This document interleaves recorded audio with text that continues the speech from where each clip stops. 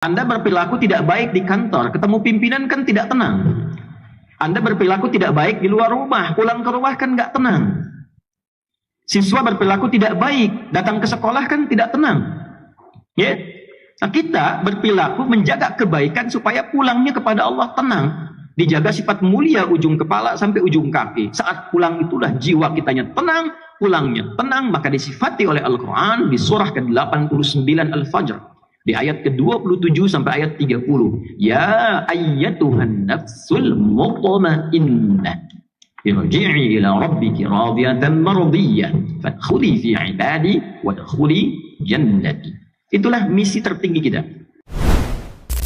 Saat Allah mencipta kita manusia, anak cucu Adam, bersamaan dengan penciptaan itu Allah berikrar dengan keagungan zat-Nya untuk melekatkan sifat-sifat kemuliaan di dalamnya. Difirmankan itu dengan tegas dalam Al-Quran surah ke-17 Al-Isra di ayat ke-70, saat Allah subhanahu wa ta'ala berfirman, وَلَقَدْ كَرَّمْنَا بَنِي آدَمَ وَحَمَلْنَاهُمْ فِي الْبَرِّ وَالْبَحْرِ وَرَزَقْنَاهُمْ مِنَ الطَّيِّبَاتِ وَفَضَّلْنَاهُمْ عَلَى كَثِيرٍ مِّمَّنْ خَلَقْنَا تَفْضِيلًا وَلَقَدْ كَرَّمْنَا بَنِي آدَمَ. Dan sungguh aku tegaskan demi keagungan zat-Ku, aku sertakan dalam penciptaan anak cucu Adam itu sifat-sifat kemuliaan. Dalam bahasa letterlocknya, dan sungguh aku tegaskan, aku muliakan anak cucu Adam itu. Wa hamalnahum fil barri wal bahr.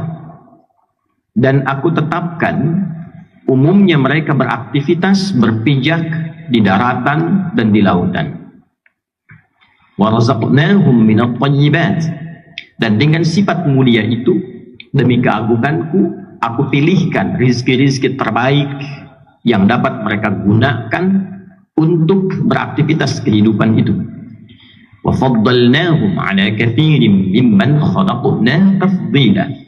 Dan dengan kemuliaan itu, aku muliakan dan utamakan dari beragam makhluk yang telah tercipta dengan tingkatan-tingkatan keutamaan. Hadirin, untuk itulah ketika seorang anak cucu Adam terlahir, maka dengan kemuliaan ini ia terjaga dan terlahir dalam fitrah yang mulia. Kullu mauludin yuladu 'alal fitrah. Setiap yang terlahir itu membawa fitrah. Di antara fitrah ini ada 3 hal yang pokok. Fitrah kecenderungan untuk bertuhan, beragama. Untuk itulah saat ia tumbuh dewasa, ia mencoba mencari Tuhannya. Ia mencoba untuk mendekat, memenuhi kebutuhan spiritualnya. Yang kedua, al-mailu ilal haqqi, cenderung pada kebenaran. Untuk itulah dalam hati terdalam kita, itu ada sifat-sifat yang condong pada kebenaran. Seorang penipu tidak mau ditipu. Orang yang berdusta, hatinya pasti mengingkari karena ada fitrah dalam dirinya. Dan yang ketiga, ia membawa fitrah kemuliaan yang menyelimuti bagian dari tubuhnya, dari ujung kepala sampai ujung kaki. Itulah yang menjaga kehormatan kita dari lahir sampai kita wafat. Hormat itu bahasa Arab asalnya, seakar dengan kata hurmah. Dari kata ini, derivasinya, turunannya ada kata haram. Ada dalam fikih hukum haram. Haram itu seakar dengan kata hurmah. Diturunkan hukum haram itu, filosofinya, hikmahnya, untuk menjaga anak cucu Adam itu supaya selalu tampil terhormat. Jadi haram itu asalnya bukan sekedar melarang, tapi mencegah anak cucu Adam agar tidak kehilangan kehormatannya. Mengapa mencuri itu haram? Karena saat seseorang mencuri, kehormatannya itu runtuh di hadapan Allah, hilang di hadapan manusia. Kenapa berzina itu haram? Karena saat seseorang berzina, kehormatannya itu akan hilang. Kenapa dilarang korupsi? Karena saat korupsi dilakukan, kehormatannya hilang. hilang di hadapan Allah, runtuh di hadapan manusia. Dia kena bully, keluarganya tercela, jalan hidupnya menjadi suram. Karena Allah itu Maha Rahman dan Rahim, punya sifat kasih dan sayang begitu mendalam, maka Allah tidak menginginkan hamba yang lahir mulia ini hidup dalam keadaan tercela dan pulang dalam keadaan nestapa. Itu asal filosofinya. Itulah sebabnya bila kita mereset fungsi tubuh kita sebagai manusia dari ujung kepala sampai ujung kaki dengan sifat mulia itu, dijagalah oleh Allah agar semua peran bagian tubuh kita itu selalu dilakukan dengan sifat-sifat yang mulia. Dari mulai kepala saja berpikir, kita punya ajaran husnudzon. Bukankah itu ada dalam Al-Quran? Bukankah itu ada dalam hadis? Masuk ke mata, dijaga fungsi mata kita bukan sekedar melihat, lihat yang baik-baik. Dilarang suudzon bagi pikiran, dilarang menatap yang tidak baik. Lisan standarnya adalah standar kebaikan. Berkata yang baik, tak mampu diam. Itu bukan kata-kata mutiara. Itu petunjuk Nabi SAW. Man kana yu'minu billahi wal yawmil akhir falyaqul khaira aw liyasmut. Siapa yang masih merasa beriman kepada Allah dan akan dihisab, dievaluasi di hari kiamat, maka di antara yang dievaluasi itu bagian tubuh kita, khususnya lisan. Karena itu kata Nabi, gunakan lisanmu selalu untuk berkata yang baik, agar nyaman evaluasinya bila tak mampu diam. Sampai ke ujung kaki. Dari ujung kepala sampai ujung kaki. Nah itulah diantara implementasi janji Allah untuk menjaga bagian tubuh kita tetap terhormat. Lahir dalam keadaan suci, pulang dalam keadaan baik. Baik dalam konteks menjaga amanah Allah itu disebut dengan hasan. Turunannya hasanah. Sifat dalamnya husnun. Oleh karena itu kita selalu berdoa semoga perbuatan dunia kita itu selalu hasanah dan di akhirat terkonfirmasi hasanah itu. Itulah Quran surah kedua Al-Baqarah ayat 201. Wa minhum may yaqulu rabbana atina fid dunya hasanah wa fil akhirati hasanah wa qina adzaban nar. Bagaimana memandangnya hasanah, mendengarnya hasanah, bertuturnya hasanah, bekerjanya hasanah, sifat mulia. Ketika pulang itu yang menjadi pahala. Man jaa bil hasanati falahu asyru amsalha. Siapa yang mengerjakan satu perbuatan punya nilai kebaikan yang ditetapkan Allah, dia punya poin 10. Itu yang kita sebut dengan pahala. Setiap satu kebaikan. Menjaga mata kita supaya tetap dalam amanah Allah, melihat yang baik-baik saja, diniatkan untuk ibadah kepada Allah, itu ada pahalanya saudara. Bukan hanya sekedar sholat. Sholat itu melatih supaya bagian tubuh kita tunduk pada kuasa Allah. Sehingga saat melihat merasa diawasi Allah. Mendengar merasa didengar oleh Allah. Sehingga ketika merasa terawasi dan terdengar, kita menggunakan tubuh kita ke arah yang baik dan benar. Dan perasaan kita menghadirkan pengawasan Allah turunan dari kata hasan, hasanah. Tadi namanya ihsan. An ta'budallaha ka'annaka tarah, fa in lam takun tarahu fa innahu yarak. Engkau menjadikan kegiatanmu, aktivitasmu, perilakumu sebagai ibadah karena Allah. Menatap ibadah, mendengar ibadah, berbicara ibadah, dan engkau merasa ditatap, diawasi Allah sekalipun kau tak mampu melihatnya. Itu secara konseptual. Kita pertahankan itu sampai kita tutup kehidupan kita. Lahir dalam keadaan hasanun, ya, sifatnya bahkan terbaik. Di Quran surah ke-95 di ayat yang keempat, laqad khalaqnal insana fi ahsani taqwim. Fisiknya ahsan, perbuatannya hasanah, fitrahnya sudah ahsan. Nah, tutupnya sifat akumulasi keseluruhan disebut dengan husnun. Dalam bahasa Arab penutup akhir khatimah, digabungkan husnun dengan khatimah menjadi husnul khatimah. Itu yang menjadikan kita pulangnya tenang, enak. Karena bisa memastikan bagian tubuh kita baik. Anda berperilaku tidak baik di kantor, ketemu pimpinan kan tidak tenang. Anda berperilaku tidak baik di luar rumah, pulang ke rumah kan nggak tenang. Siswa berperilaku tidak baik, datang ke sekolah kan tidak tenang. Ya, nah, kita berperilaku menjaga kebaikan supaya pulangnya kepada Allah tenang. Dijaga sifat mulia ujung kepala sampai ujung kaki. Saat pulang itulah jiwa kitanya tenang. pulangnya tenang, maka disifati oleh Al-Quran di surah ke-89 Al-Fajr di ayat ke-27 sampai ayat 30. Ya ayyatuhan nafsul mutmainnah irji'i ila rabbiki radiyatan mardiyah fadkhuli fi ibadi wadkhuli jannati. Itulah misi tertinggi kita. Bagaimana kita beribadah kepada Allah dengan menjaga seluruh bagian tubuh kita untuk berperilaku baik menjalani kehidupan di daratan, di lautan pada umumnya kita berpijak, ataupun di udara saat kita lintasi. Itulah sebabnya Al-Quran menyebut keumumannya darat dan lautan, karena umumnya berpijaknya di tempat itu. Udara, tempat kita melintas atau meriset di dalamnya. Nah, hidup kita begitu saja sampai meninggal. Apapun yang kita kerjakan, silahkan jadi pimpinan yang baik.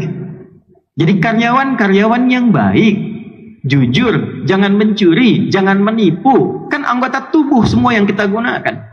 Untuk itulah setiap hari kita berwudu. Dalam wudu kita evaluasi. Dari mulut, kumur-kumur yang sunnah. Rukun wudunya 6, dari mulai niat, yang dibasuh 4 yang pokok, wajah, tangan sampai siku, kepala, kemudian kaki, lalu tertib dilakukan. Itu yang kita jaga. Tambah dengan sunnahnya, ya, ada mulut kumur-kumur, ada istinsyaq, ya, ada kemudian juga membasuh telinga, mengusap telinga, membersihkannya. Itu bagian evaluasi kita, lalu dilatih tunduk dalam sholat supaya dipraktekkan. Karena itulah pasca sholat di antara faedahnya membentuk perilaku jadi baik. Itu yang dimaksud Quran surah ke-29 Al-Ankabut ayat ke-45. Inna salata tanha 'anil fahsya'i wal munkar. Sungguh bila salat dikerjakan dengan benar itu, maka dia membentuk karakter. Salat itu melatih karakter moral.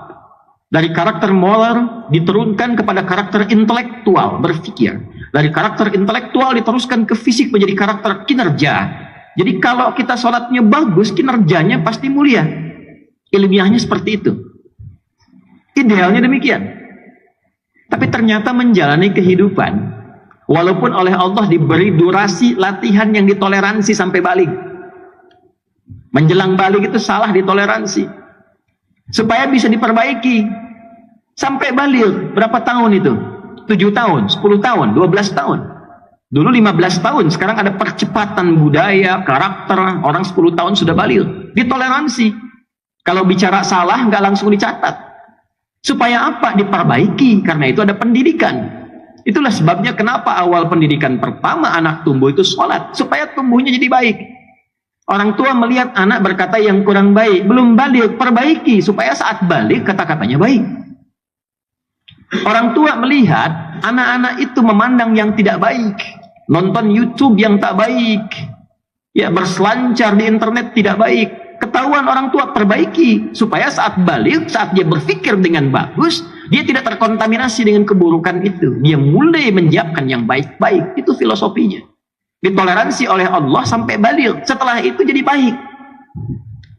Itulah kalau ada anak-anak masuk belajar sekolah di AIS ini, dibantu oleh semua jadi baik. Bukan dibiarkan kemudian dengan kesalahan itu lalu dia tumbuh menjadi sosok yang tidak baik kemudian hari. Itu fungsi pendidikan. Nah, itu yang kita pertahankan. Nafas kebaikan itu disatukan dalam satu bagian jiwa kita. Itu sumbernya. Jadi ini yang kita latih dalam hidup. Semua ujung kepala sampai ujung kaki ditarik ke sumber inti nukleanya, bahasa ilmiahnya. Itu ada dalam satu jiwa namanya takwa. Disebutkan sebanyak 258 kali dalam Al-Quran. Nah, inilah inti kehidupan kita di takwa ini. Sifat-sifat baik semua ada di sini. Jujur, sabar, tawadu, penyayang, semua sifat mulia akumulasinya disebut dengan takwa. Jadi kalau takwa ini mengalir ke kepala kita, ke pikiran, maka dengan takwa dibimbing kepala kita berpikir yang baik. Ke mata kita akan memandang yang baik. Jadi kalau menjadi insan bertakwa seutuhnya ujung kepala sampai ujung kaki, itulah manusia paripurna dalam kebaikan. Itulah rahasianya kenapa kita dilatih setiap hari untuk bertakwa.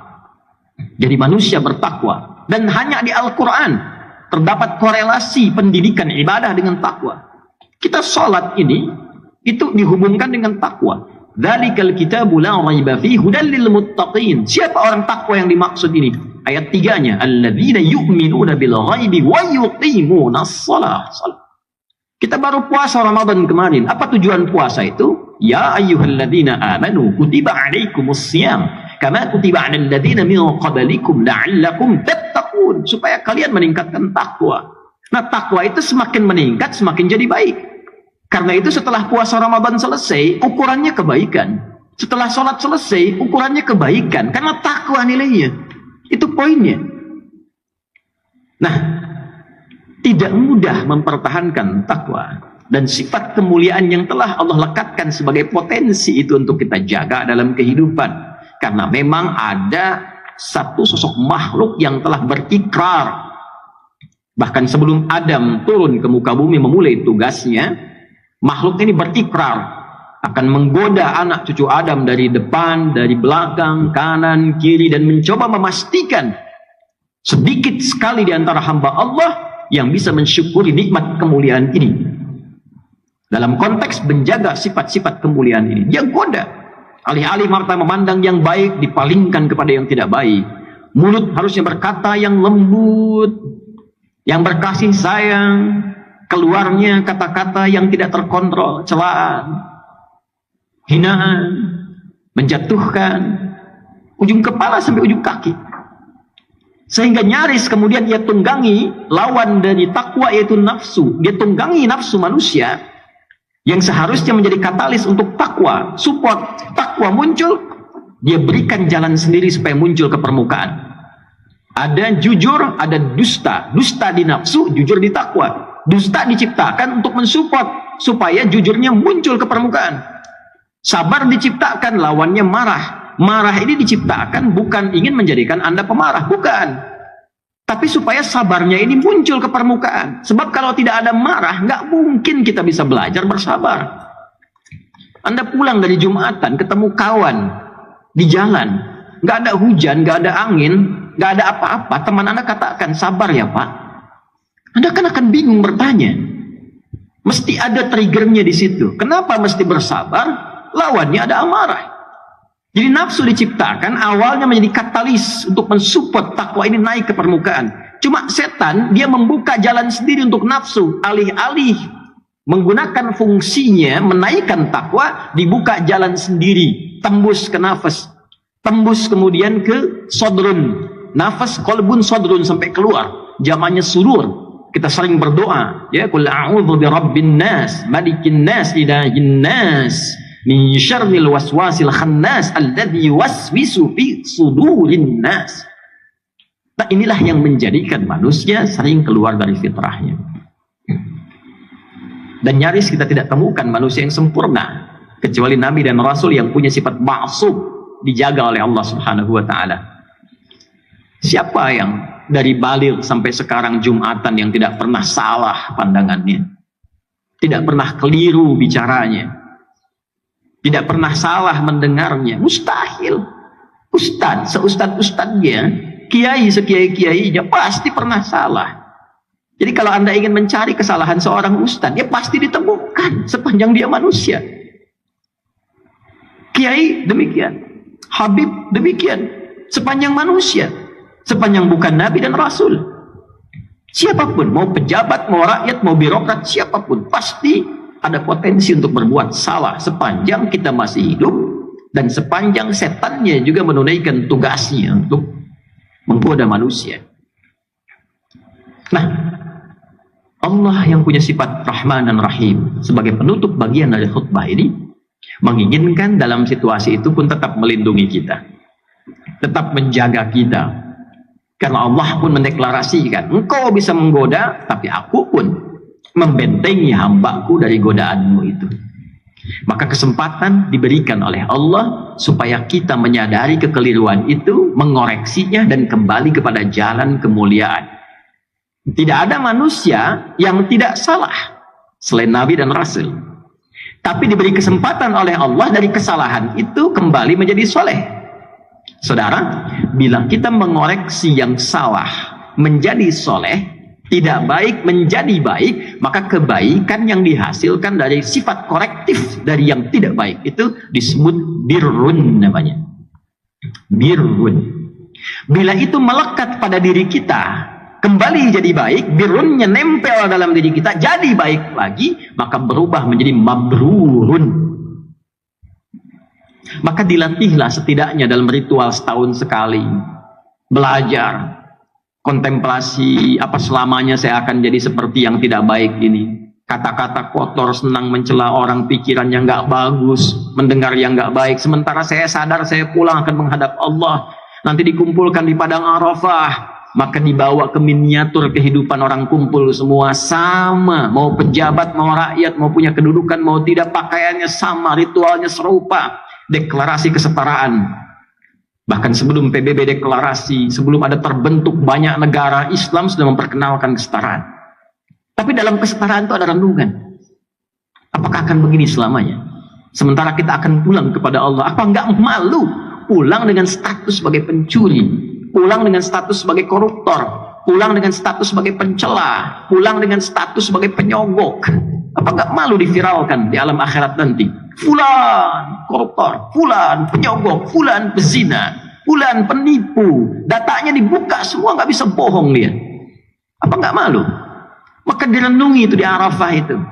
Taubat dia, kenali dirinya, tahu kemana ia berkehidupan, kemana ia berakhir, kemana ia pulang. Setelah itu dia bertekad, dia zikir dari Arafah pergi ke Muzdalifah. Fa idza afadtum min Arafatin fadhkurullaha 'indal masy'aril haram. Dia bawa zikirnya, dia bertekad, dia akan lempari itu sifat-sifat buruknya yang ada dalam tubuhnya dulu. Karena 3 yang mempengaruhi dia menjadi tidak baik. Dirinya yang tidak bisa mengontrol nafsunya, faktor lingkungan sekitar yang dekat, lalu yang ketiga lingkungan jauh. Terdekatnya disebut aqabah dalam diri. Lingkungan sekitaran disebut wusta, yang jauh disebut dengan ula. Maka yang pertama dia lakukan, lempari dulu sifat yang tak baik dalam dirinya. Maka catatan di Arafah, dia bawa ke Muzdalifah, dia bawa 7 kerikil di situ, dia datang ke Jamarat, dia lempari. Bismillah, Allahu Akbar, lontar sifat kurang baiknya. Oh, ini diri saya yang tak bisa mengontrol nafsu, sering celah orang. Bismillah, Allahu Akbar, lontar, dia nangis karena yang dilontar sifat buruknya. Ritualnya demikian. 2 lontar, 3 lontar, sampai ujung kepala, sampai kaki. Setelah dia melontar, dia menghadap ke arah kiblat, lalu dia berkomitmen. Inni wajjahtu wajhiya lilladzi fatara as-samawati wal arda hanifan musliman wa ma ana minal musyrikin. Inna salati wa nusuki wa mahyaya wa mamati lillahi rabbil alamin la syarika lah wa bidzalika umirtu wa ana minal muslimin wa ana awwalul muslimin. Ya Allah, detik inilah aku pasrahkan diriku sepenuhnya kepada Engkau, penguasa semesta. Ada orang-orang berkata Tuhan itu alam semesta, maka Allah lebih detil lewat Rasul yang disampaikan, akulah penguasa alam semesta itu. Ada sering orang berkata karena dia sulit menemukan Tuhan, dia katakan semesta begini, alam semesta memberikan hukum. Saudara, Allah langsung mengatakan alhamdulillahi rabbil alamin. Kalau engkau masih bingung, akulah Tuhan yang merawat dan mencipta semesta itu. Maka Nabi mengajarkan, aku pasrahkan ya Allah diriku kepada Engkau, penguasa semesta. Bila pun selama ini aku sholat, aku beribadah, aku hidup ya Allah, dan kalaupun aku wafat sampai detik ini, aku menyadari aku banyak salahnya, maka aku bertobat dan berjanji tidak akan menyimpang lagi. Kalau Engkau beri aku kesempatan hidup setelah ini, aku berjanji akan menjadi muslim yang lebih baik lagi mulai detik ini. Lalu setelah itu dia merenung lagi, ada yang belum selesai, maka dia pergi ke Muna, kita kenal dengan Mina. Dia renungkan apa nih? Karena pengaruh teman, catat oleh dia. Oh, ini saya nggak bagus karena gaulnya nggak baik di sini. Karena pengaruh tempat baru, dia bertugas, bertemu lingkungan baru, ulah. Maka dia balik lagi. Sehari, renungkan lagi, 2 hari. Dia merasa bagus, selesai. Tawaf ifadah, atau dahulukan oleh dia, selesai, tuntas hajinya. Dia merasa kurang sempurna, sampai hari ketiga, nafar akhir. Fadhkurullaha fi ayyamin ma'dudat, faman ta'ajjala fi yawmaini fala ithma alaihi, wa man ta'akhkhara fala ithma alaihi. Apa kesimpulannya? 5 nittaqa. Jika dia sudah menilai dirinya, takwanya sudah balik. Jadi intinya takwa lagi. takwa lagi. Itulah sebabnya bekal haji pun dari bekal takwa pulang takwa. Di mana ditemukan statement bekalnya? Al-Baqarah 197. Al-hajju ashhurum ma'lumat, faman farada fihinna al-hajj fala rafatha wala fusuqa wala jidala fil hajj, wa ma taf'alu min khairin ya'lamuhu Allah, wa tazawwadu fa inna khairaz zadi taqwa. Haji itu ditentukan waktunya, sudah viral diketahui persiapan sampai puncaknya. Jika Anda komitmen bersiap haji, maka siapkan dirimu. Jangan berkata kotor. Jangan engkau berdebat pada yang tidak penting, berselisih. Jangan berperilaku menyimpang. Itu yang kita koreksi di sana. Silahkan berbekal. Allah tahu banyak orang mau berbekal. Kopernya tuh silahkan besarin, bekalin materinya, baju, persiapan. Tapi yang terpenting bukan itu, kata Allah. Yang terpenting itu koreksi dirimu. Wa tazawwadu fa inna khairaz zadi taqwa. Bekal takwamu.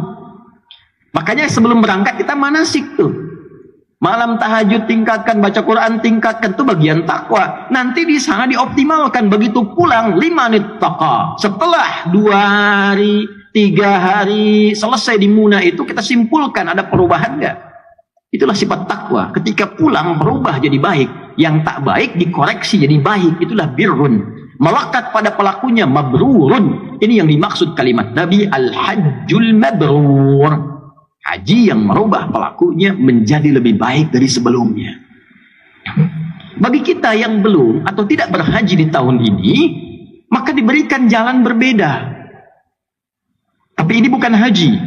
Tetap haji lebih utama karena ada ritual-ritualnya. Tapi ada substansi yang serupa, mabrur, membentuk karakter mabrur walaupun belum ada kesempatan haji. Lewat apa itu? Awal Dzulhijjah kita puasa, bekali takwa. Di sana wukuf di hari ke-9 waktu Saudi. Makanya disebutkan yaum siyam yaumi arafata. Puasa yang dilangsungkan di harinya saat orang-orang itu wukuf di Arafah, hari di Arafahnya tanggal 9. 9 waktu Saudi, 9 waktu kita. Di sana tanggal 9 wukuf, di sini kita tunaikan puasa. Sama persis puasanya, ya seperti halnya perilaku orang-orang yang sedang wukuf, dia merenung, dia koreksi. Jadi tidak seperti yang Ramadan sifatnya. Tidak seperti yang Ayyamul Bid sifatnya. Bukan cuma sekedar tahan lapar, haus, terbit fajar sampai maghrib. Semua puasa tidak begitu. Ada keistimewaannya. Khusus untuk Arafah, esensinya koreksi diri. Kenali kekurangan dan seterusnya. Malamnya takbir, saat di sana melontar jumrah esoknya tanggal 10, di sini kita menyembelih. Sifat hewani. Hewan itu diciptakan dengan nafsu. Jadi gambaran nafsu itu ada di hewan. Hewan tak punya takwa. Karena di sana melontar sifat hewani nafsunya, di sini menyembelih dan kalimatnya setelah itu sama, menghadap ke arah kiblat, mengatakan kalimat yang sama, inni wajjahtu dan seterusnya. Inilah yang dimaksud Allah di Quran surah 22 ayat 37. Di sana takwa, di sini takwa. La yanalullaha luhumuha wala dima'uha walakin yanaluhut taqwa minkum. Yang diterima, yang sampai pada Allah itu bukan berapa besar sapinya, bukan berapa besar kerbaunya, bukan berapa banyak darahnya. Yang diterima oleh Allah, kata Allah, takwanya. Ada perubahan nggak?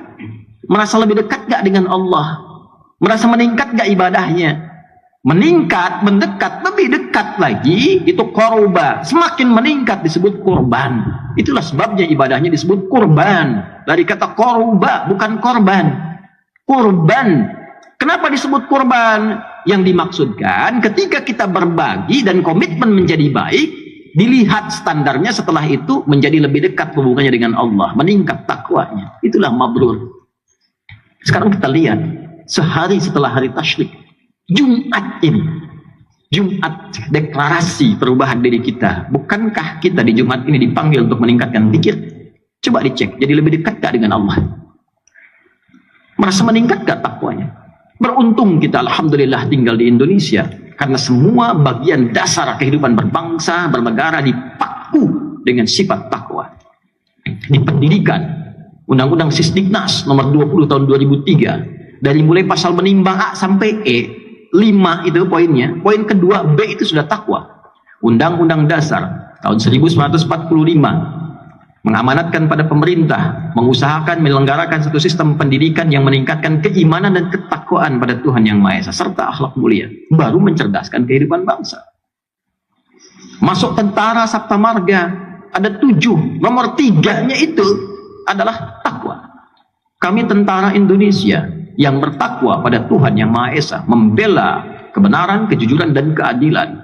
Masuk hakim ada pancadharma, nomor 1-nya itu takwa. Dari takwa sampai tirta, satunya takwa. Kami hakim Indonesia yang bertakwa pada Tuhan Yang Maha Esa.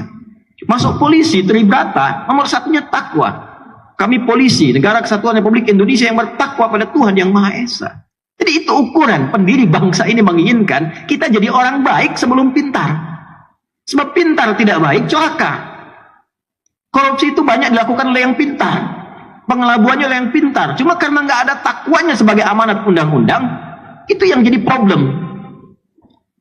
Nah, kalau kita mengklaim negara muslim terbesar, setiap Jumat pengingat pertama takwa, hadirin. Bertakwalah kepada Allah dengan sebenar-benarnya takwa. Tuh pulang Jumatan, betul nggak takwanya ada tuh? Ada nggak yang hilang sendal tuh? Baru keluar masjid. Tuh kalau kita tunjukkan menjadi muslim yang benar, berubah jadi lebih baik, kurban dekat dengan Allah, itulah esensi manusia mabrur yang diinginkan oleh Allah dan Rasulnya. Barakallahu li wa lakum fil Qur'anil azim wa nafa'ani wa iyyakum bima fihi minal ayati wa dzikril hakim. Taqabbala minni wa minkum tilawatahu innahu huwas sami'ul 'alim. Qudullaha yastajib lana wa lakum jami'an.